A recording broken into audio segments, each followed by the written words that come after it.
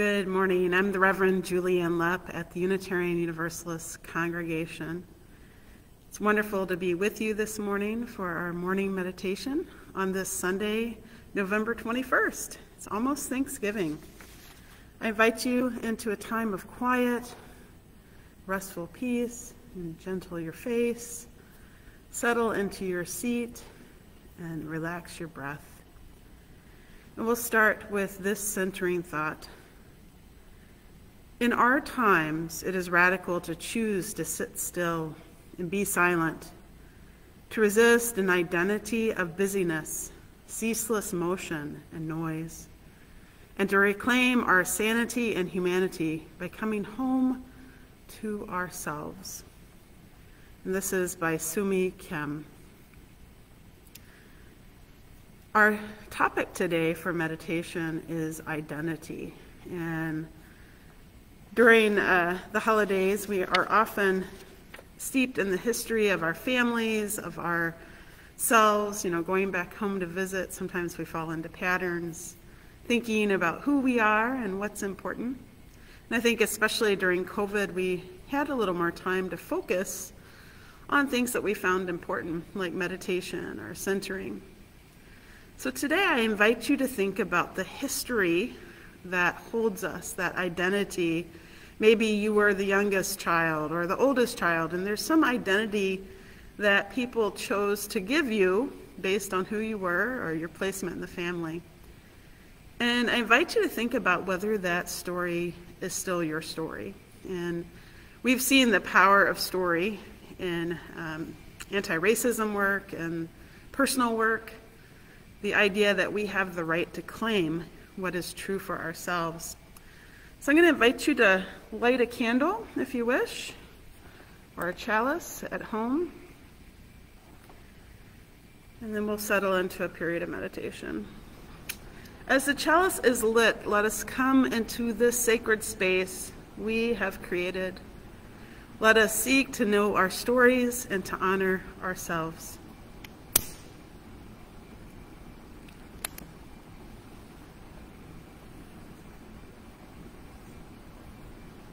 And so I invite you into this period of quiet as we settle into our morning meditation.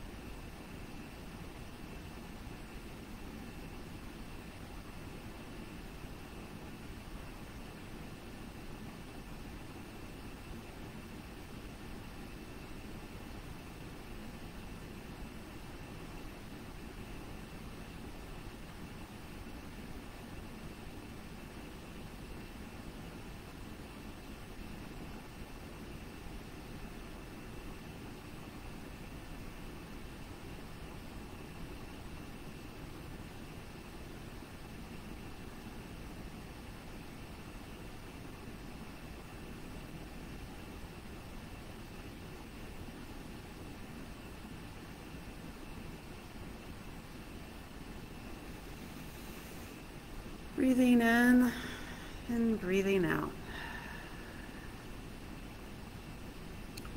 Breathing in peace. Letting go of that which no longer serves you. One more time, drop your shoulders.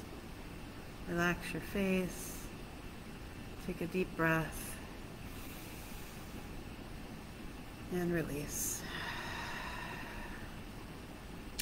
By centering down into these times of quiet, our body gets the rest that it needs, especially as we enter the holiday time, taking that time for ourselves to rest, to sit in our story, to understand who we are and what we want can be a powerful thing. It can resist the urge to buy just for the sake of buying, or to do things just for the sake of this is something that we have always done, and be intentional about our time and how we spend our resources and what is important to us at this time.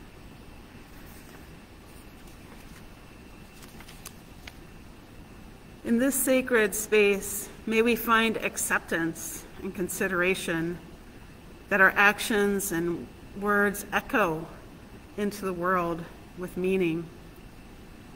And I invite you now to think about how you're going to spend your holiday, to be in your story and in your identity in a way that feels honoring.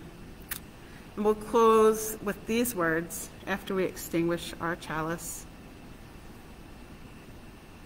You know, this chalice can represent many things. It represents light, represents focus. And I know for me, I need some sort of focus and grounding point, whether it is the meditation bell, the candle, or that sense of connected community. To know each Sunday that Unitarian Universalist congregations around the United States and around the world use a chalice as a symbol of hope and freedom and focus is very powerful to me. So I invite you to extinguish this flame, but not the light of truth, the warmth of community, or the fire of commitment. These we carry in our hearts until we are together again.